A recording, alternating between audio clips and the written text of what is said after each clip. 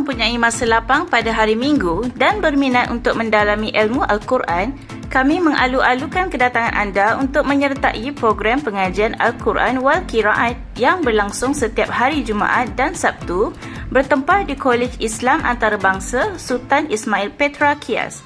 Program ini terbuka kepada orang ramai yang mempunyai keinginan mendalami ilmu Al-Quran, tidak mengira umur dan pangkat. Melalui program ini, para peserta akan lebih menghayati bacaan Al-Quran kerana setiap bacaan akan diperdengarkan oleh tenaga pengajar yang lebih mahir dan bertauliah. Para peserta juga akan lebih bermotivasi untuk membaca Al-Quran apabila mempunyai pengetahuan tentang penggunaan kaedah yang betul. Sekiranya anda berminat untuk menyertai kursus pengajian ini, anda boleh menghubungi talian pejabat am atau menerusi WhatsApp kami. Anda boleh juga mendaftar secara walk-in di bangunan Pusat Khusus Pengajian Ilmu-Ilmu Islam, Kolej Islam Antarabangsa Sultan Ismail Petra Kias.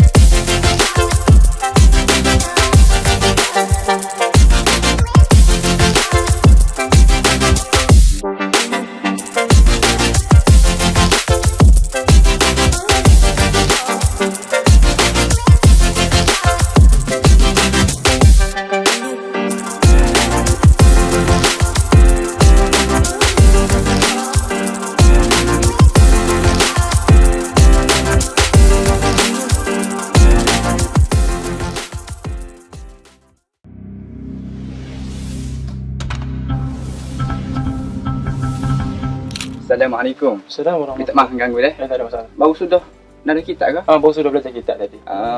Ana Syifa. Ana Zakwan, Ana Syarif. Kami ni suka sangat tengok orang belajar kitab. Minat sangat belajar kitab. Tapi family minta sambung di kolej. Okey, lepas saya daripada pondok lah. Lepas saya daripada pondok. Allah, masya-Allah. Cuma kami sangat suka sangat belajar di pondok, menada kitab di pondok. Cuma dihalangi oleh keluarga suruh kami menyambung pelajaran ke kolej. Kerana bagi mereka kolej, apabila kita masuk kolej dapat CJ dan dapat orang kata masa depan jadi cikgu. Kiranya keluarga tu nak ke arah kolej lah. Tapi hati tu masih minati pondok lagi lah. Dah benar kolej yang telah menawarkan satu diploma pengajian kitab ni. Diploma pengajian turas di Kolej Islam Antarabangsa Sultan Ismail Petra. Kenal ke tidak? Kenal. Jadi terletak di Lampuri, Kelantan. Pengajian kitab yang mana kita telah belajar di pondok dulu. Alhamdulillah, satu-satunya diploma dalam Malaysia yang mendapatkan iktirafan MQA. Lepas tu dari segi cara pendaftaran itu lagu mana? Pendaftaran itu nanti anak bagi tunjuk nombor rentak. Macam mana nombor tu, nanti kontak nombor tu. InsyaAllah itu penyelaras sendirilah. Percaya kat lebih kurang ada video dia. Penerangan daripada pihak kolej sendiri. Tengok lebih kurang. Anda lepasan SPM, STAM atau STPM, minat mendalami ilmu-ilmu turas dalam pembelajaran secara formal dan talaqi, jom sertai kami di Kolej Islam Antarabangsa Sultan Ismail Petra Kias. Kami menawarkan diploma pengajian turas untuk anda dengan tenaga pengajar turas yang berpengalaman. Satu-satunya program pengajian turas yang diiktiraf oleh MQA dan tawaran beasiswa penuh bagi yang layak. Jom sertai kami sekarang. Bukan tu saja. Diploma pengajian turas ni telah menawarkan beasiswa penuh berserta elang. Nak pergi saja ke pok kita. Masya-Allah. Belajar free. Dapat elang pula. Yep. Baru kira tak ambil. Baru nak pergi saja ni. Nak sabar. Dah ambil Ambil. Habis tu macam mana nak daftar? Daftar tu tak ada masalah. Entah boleh rujuk dalam Facebook Kias. Dalam website dia pun boleh, tak ada masalah. Semua maklumat semua dalam Facebook dah. Okey. Apa kalau gitu? Kalau anak-anak tak tahu ke apa? Anda boleh kontak nombor hantar. Boleh, tak ada masalah. Anda bagi. Boleh, terima kasih.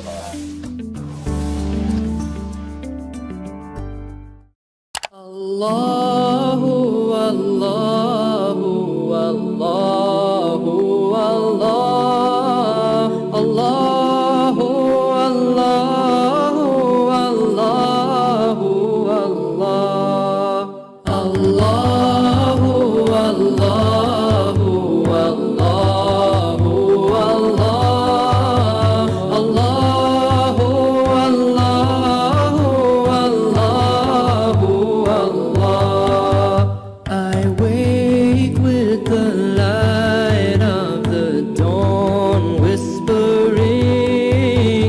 with joy. Bismillahirrahmanirrahim. Assalamualaikum warahmatullahi wabarakatuh. Alhamdulillahi rabbil alamin. Wabihi nasta'in.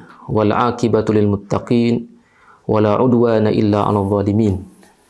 Nahmaduhu subhanahu wa ta'ala wa nashkuruh. Wa natubu ilaihi wa nastaghfiruh. Wa nashhadu an la ilaha illallah wahdahu la syarika lah. Wa nashhadu anna sayyidana wa nabiyyana wa habibana wa azimana Muhammadur Rasulullah sallallahu alaihi wasallam. Ar-rahmatul muhdah wa ni'matul musdah wa sirajul munir. Allahumma salli wa sallim ala sayyidina Muhammadin wa ala alihi wa sahbihi wat tabi'in wal muhtadin bihadihi ila yaumiddin, amma ba'd. Qala Allah subhanahu wa ta'ala, a'udzu billahi minasyaitonir rajim.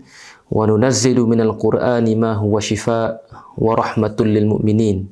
Dan kami turunkan sebahagian daripada ayat-ayat Al-Quran itu sebagai penawar bagi orang-orang yang beriman. Tuan-tuan dan puan-puan yang dirahmati Allah sekalian, alhamdulillah dengan izin Allah Subhanahu wa taala kita bertemu pada pagi ini untuk membincangkan satu perkara yang biasa berlaku dalam kalangan masyarakat pada hari ini.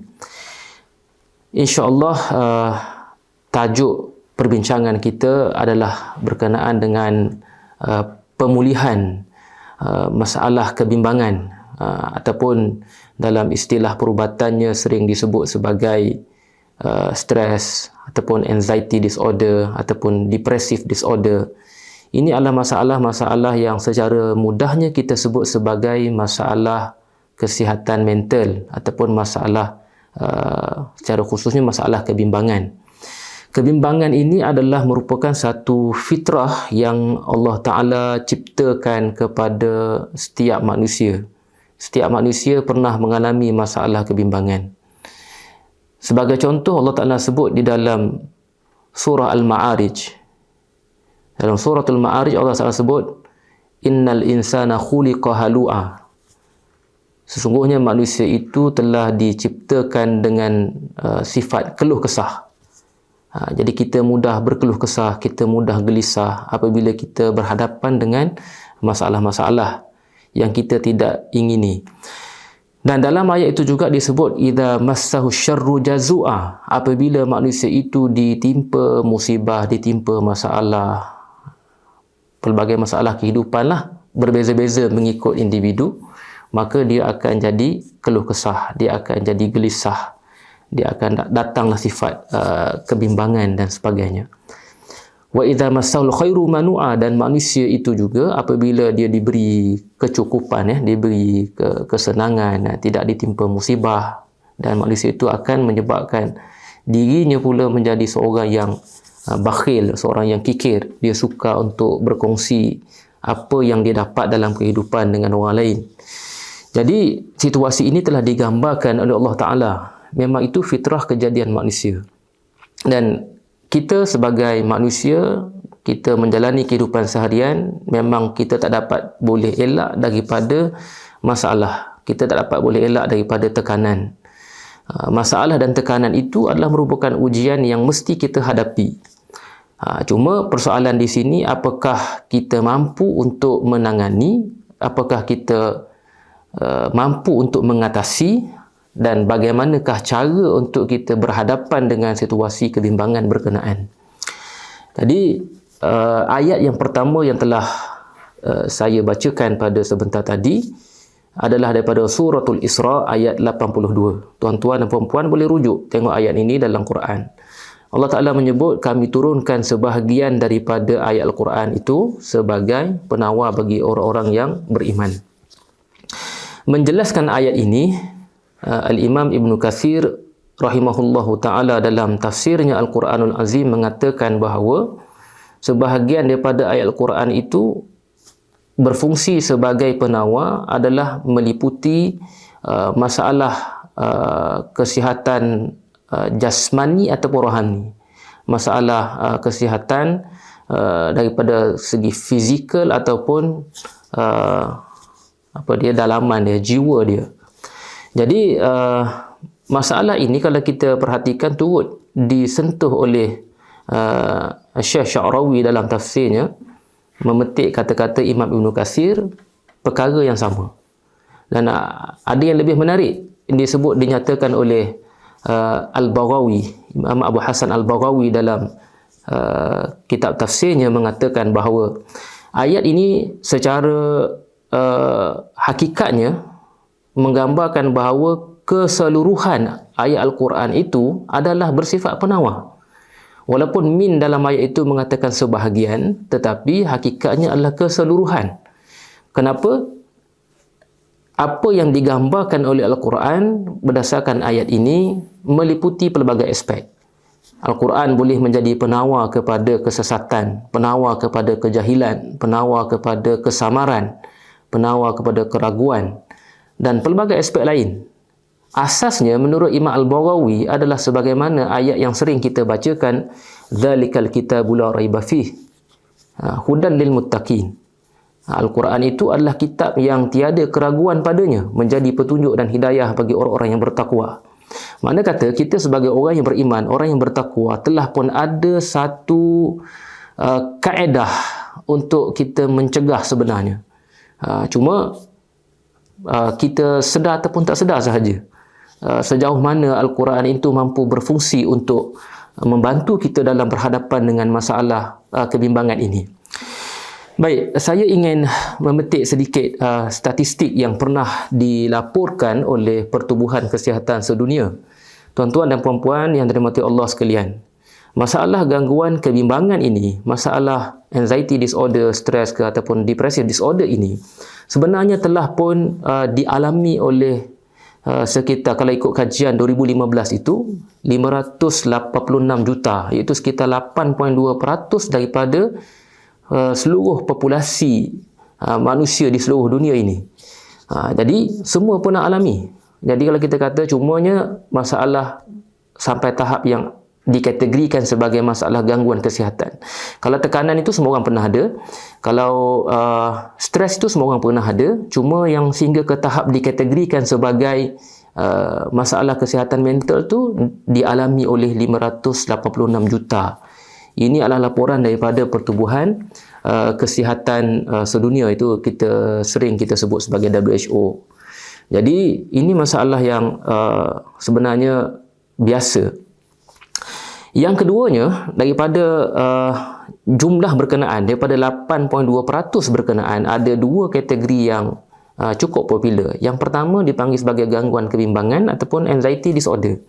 Yang ini dialami oleh sebanyak 322 juta, sekitar dalam 4.4% daripada populasi masyarakat di seluruh dunia pernah mengalami gangguan kebimbangan. Macam mana boleh berlaku anxiety disorder ini? Jadi kalau dalam perspektif perubatan secara konvensional, dia punya ukuran dia. Tetapi bagi kita orang yang beriman, orang yang mukmin ini, dia tidak boleh dipisahkan daripada aspek keimanan. Jadi apabila nilai keimanan yang ada dalam diri kita ini bermasalah, maka boleh menyebabkan berlakunya gangguan kebimbangan berkenaan. Jadi kalau iman kita itu baik, iman kita itu dalam keadaan yang sejahtera, insya-Allah kita boleh hadapi masalah gangguan kebimbangan berkenaan dengan baik. Dan ada yang mengatakan bahawa kalau masalah tekanan yang kita hadapi dalam kehidupan seharian yang tidak diurus, tidak diatasi dalam tempoh tertentu, akhir sekali akan menyebabkan berlakunya gangguan kebimbangan. Kebimbangan ni maksud katanya, dia datang rasa bimbang itu tidak menentu, tanpa sebab. Tiba-tiba rasa, orang panggil degupan jantungnya meningkat, dia menjadi banyak aspek lain lah. Jadi tiba-tiba tak tahu sebenarnya dia bimbang apa dia sebenarnya pada ketika itu. Jadi masalah ini dialami sekitar 4.4%. Satu lagi aspek mana yang dialami oleh masyarakat kita dipanggil sebagai depressive disorder, yang ini lebih jarang dialami oleh sebahagian masyarakat. Dia kata jumlahnya adalah sekitar 3.6% daripada populasi. Ini adalah kajian dilakukan oleh WHO pada tahun 2015. Dan pada tahun yang sama, Kementerian Kesihatan Malaysia telah menjalankan satu kajian juga kepada rakyat Malaysia, iaitu dipanggil sebagai kajian kesihatan dan morbiditi kebangsaan pada tahun 2015. Jadi mereka cuba mengkaji perkara yang sama. Dan kajian daripada Kementerian Kesihatan Malaysia mendapati sekitar 1/4 daripada rakyat Malaysia pernah mengalami masalah gangguan mental ini, gangguan kesihatan mental. Dan daripada populasi berkenaan, mereka kecilkan skop sedikit bagi rakyat Malaysia yang berusia lebih daripada 16 tahun, didapati sekitar 29, yang mana nilainya adalah nisbah 29% lah lebih kurang, pernah mengalami masalah ini. Dan daripada populasi berkenaan, dirumuskan antara dia punya dapatannya mengatakan bahawa golongan wanita lebih mudah berhadapan dengan risiko tekanan sebegini. Gangguan wanita lebih mudah terdedah kepada risiko gangguan kebimbangan yang sebegini. Jadi itu adalah kajian yang dilakukanlah. Jadi apapun kita sebagai mukmin ada persamaan sebenarnya, tak kira lelaki ataupun perempuan, sama sahaja sebenarnya. Ya, kita kembali kepada ayat yang dibacakan tadi. Ayat yang saya bacakan tadi, sebahagian ulama mengatakan bahawa ini adalah satu daripada 6 ayat syifa. Ayat suratul Isra ini, ayat 82 ini adalah salah satu daripada 6 ayat syifa. Jadi Ibnul Jauzi mengatakan bahawa kompilasi ayat ni, 6 ayat ini, kalau tuan-tuan nak tengok ayatnya boleh, sekarang ni mudah. Dalam internet kita boleh Google, dalam carian laman seseorang boleh dilakukan oleh sesiapa sahaja. Kita boleh jumpa kompilasi apakah yang dimaksudkan dengan ayat syifa dan ayatnya apa. Jadi Ibnul Jauzi mengatakan bahawa perbuatan ataupun tindakan kita membaca kompilasi ayat ini boleh mendatangkan ketenangan kepada jiwa. Membaca bukan setakat kita kalau kita baca tu boleh jadi kita tengok dia punya terjemahannya mungkinlah tidak menyentuh secara langsung kepada masalah yang kita hadapi, tetapi hikmah wahyu ini sebenarnya mampu memberi kesan positif kepada jiwa kita. Baik, ayat syifa ini juga sebenarnya telah dihuraikan oleh pelbagai ulama lah sebenarnya, dan terdapat pelbagai kajian yang terkini mengatakan bahawa perbuatan kita mendengar, membaca ayat-ayat Al-Quran dan seumpama ayat syifa ini mampu memberi kesan yang positif dan menenangkan jiwa kita. Sebab apa? Pengajaran daripada ayat-ayat berkenaan, kisah-kisah yang disentuh di dalam kompilasi ayat berkenaan sebenarnya tidak jauh berbeza dengan apa yang kita alami pada hari ini. Yang keduanya, kita boleh lihat juga sebahagian ulama ada yang mengatakan cara kita mengatasi masalah gangguan kebimbangan ini adalah dengan cara kita membaca ayat-ayat Al-Quran yang mengandungi perkataan As-Sakinah, yang mana kita sebut sebagai kompilasi ayat-ayat As-Sakinah. Sakinah ni tenang, kalau tadi syifa itu penawar. Contoh ayat yang masyhurnya adalah huwallazi anzala as-sakinata fi qulubil mu'minin liyazdadu imanan ma'imanihim.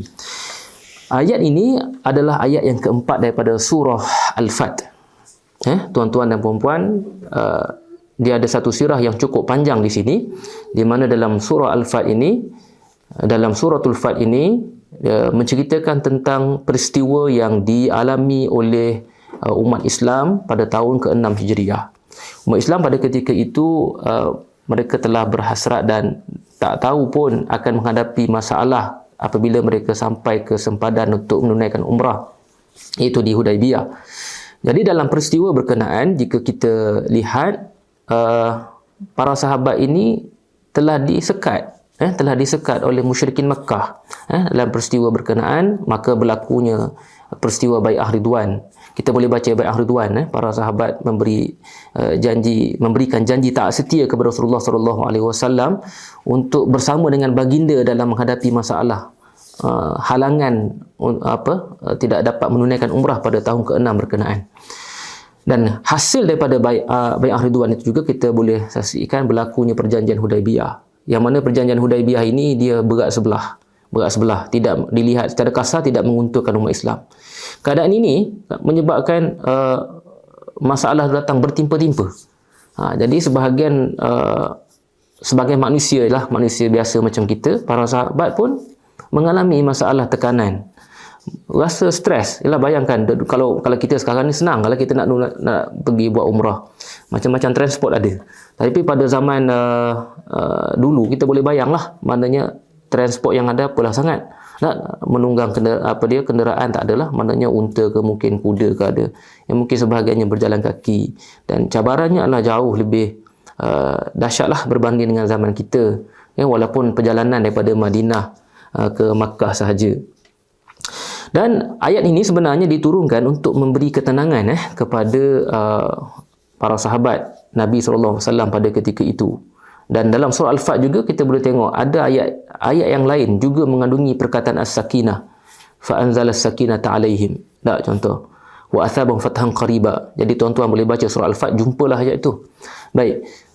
Di sini perbuatan ataupun tindakan membaca ayat as-sakinah ini, kan, kalau mengikut daripada catatan yang dibuat oleh Al-Mubarakfuri dalam Mir'atul Mafatih, dia kata ayat ini kalau kita perhatikan diturunkan ketika mana umat Islam berhadapan dengan masalah ataupun ujian yang getir. Contohnya macam perjanjian Hudaibiyah tadi, dalam peperangan Hunain, ini ayat sakinah diturunkan. Jadi perbuatan membaca ayat sakinah ini juga sebenarnya menurut Al-Utaibi, menurut Al-Utaibi dalam kitabnya, dan juga Imam Jalaluddin As-Suyuti dalam Durrul Manthur sebagai contoh, mengatakan bahawa akan memberikan ketenangan kepada jiwa kita ketika mana kita menghadapi tekanan berkenaan. Jadi mungkinlah kita tak ingat kat mulut kita, tapi kita boleh buka surah, contohnya surah Al-Fat, kita boleh buka, kita baca ayat, kita baca je, kita baca, dan lebih baik lagi kita baca dengan kita memahami maknanya, kita baca dengan ada penghayatan, dan lebih baik lagi kita tahu sirah ataupun sebab penurunan ayat berkenaan. Kita boleh gambarkan sedikit sebanyak apa yang telah dialami oleh para sahabat pada ketika itu. Jadi perbuatan kita mendengar, membaca, menghayati ayat-ayat as-sakinah sebagaimana ayat syifa tadi mampu memberi kesan yang positif, kesan yang positif kepada jiwa kita ini. Baik. Jadi banyak dah sebenarnya poin yang kita boleh dapat di sini sebenarnya adalah tentang kepentingan kita ni meyakini mukjizat Al-Quran itu mampu membantu kita dalam menyelesaikan ataupun dalam menguruskan masalah gangguan kesihatan ini. Jadi tuan-tuan dan perempuan rahmatullah sekalian, kita telah pun berbincanglah, maknanya secara umum ada dua perspektif lah. Kita boleh kata satu daripada aspek perubatan secara konvensionalnya, yang dia ada statistik dia, semua orang pun tahu. Tinggalnya lagi apa yang kita perlu lakukan adalah tindakan. Kalau kita beriman dan kita percaya sebagaimana yang dinyatakan dalam Al-Quran dan kita buat, bukan setakat percaya saja, kita buat. Kita percaya Quran tu mukjizat, alhamdulillah, betul dah, kita tahu, kita tak nafi, tak ada orang yang ragu Quran tu sebagai mukjizat, menjadi petunjuk, menjadi hidayah. Sekarang ni masalahnya adalah kita tidak hubungkan apa yang kita tahu itu dengan tindakan. Apa tindakannya? Itu membaca. Kalau malas sangat membaca pun mendengar. Tak, kita biasakan, lazimi untuk mendengar bacaan Quran. Lebih baik kita baca. Jadi perbuatan kita, kalau mengikut pandangan daripada Al-Baghawi ke Ibn Kathir tadi, perbuatan kita membaca ayat-ayat yang sebegini, sebenarnya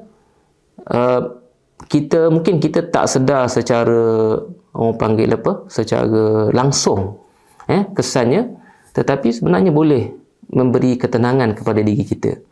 Baik, itulah tuan-tuan yang kita dah sebut sedikit tentang ayat syifa.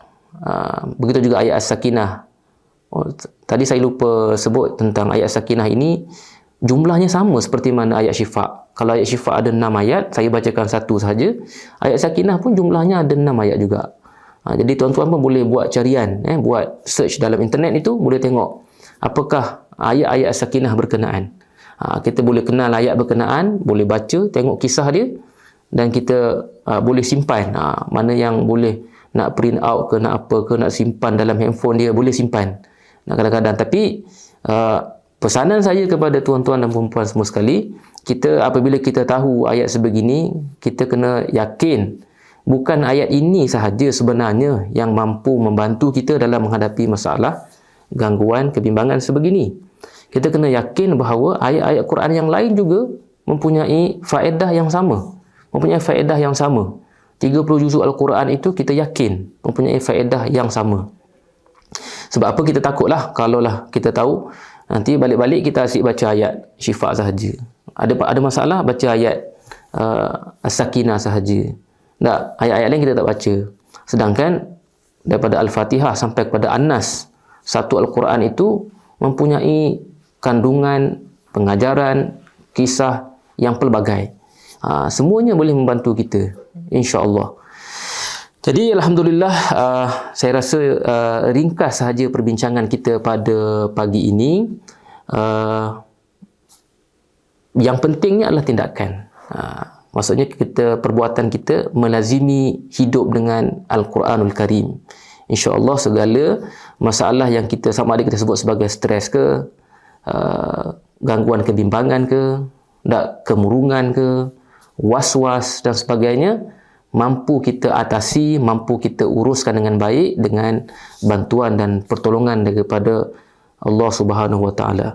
Jadi itu sahaja yang saya dapat kongsikan pada pagi ini. Apa yang baik adalah daripada Allah Subhanahu Wa Taala, yang kurang itu daripada diri saya sendiri. Khudh ma safa watruk ma qadar, wallahu wal hadi min wara'il qasdi. Aqulu qouli hadza astaghfirullahal azim li wa lakum. Wassalamu alaikum warahmatullahi wabarakatuh.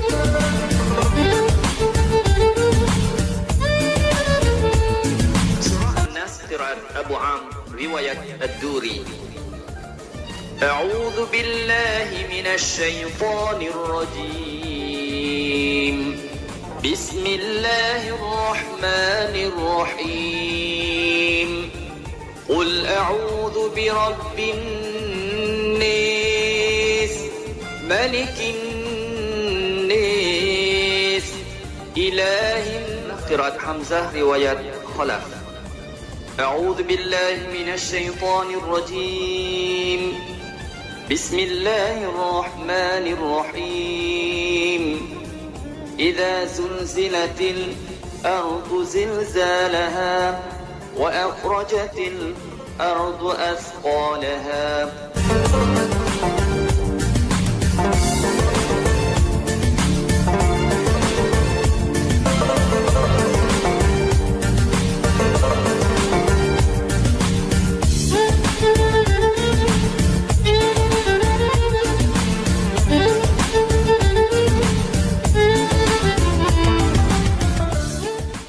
Assalamualaikum, khas untuk pelajar diploma dan pra-universiti yang kami sanjungi. Satu ingatan mesra daripada kami. Ada segelintir pelajar yang kurang serius mengenai kepentingan MUIT. Sesungguhnya sangat rugi dan pasti akan rugi tidak mengambil MUIT atau gagal mencapai band 3 MUIT. Rugi kerana dia pasti tewas dalam persaingan merebut tempat kemasukan ijazah sarjana muda ke universiti hebat di Malaysia.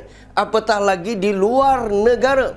Malah mungkin akan bermasalah untuk bergraduat atau layak menyambung pengajian di peringkat sarjana atau PhD di universiti-universiti bertaraf antarabangsa yang hebat. Rugi dan rugi tiada muat kerana akan tertinggal ke belakang dalam perebutan peluang pekerjaan berprestij.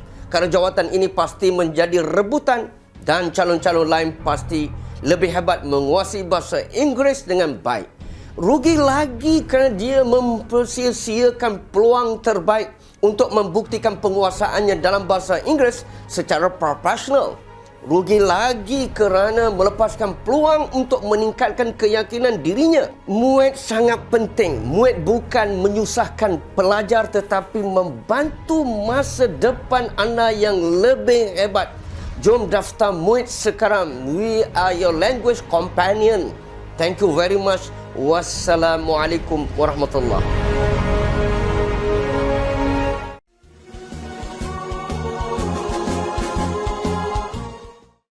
Jom masuk kias. Syarat kemasukan program ijazah ialah STAM makbul ke atas atau STPM atau diploma yang berkaitan dengan CGPA 2.0 ke atas. Manakala kelayakan program diploma hanya lulus SPM minima 3 kepujian. Dan untuk program CJ lulus SPM minima 1 kepujian. Kami menanti saudara-saudari di kias. Jutaan terima kasih. Sekian, wassalam.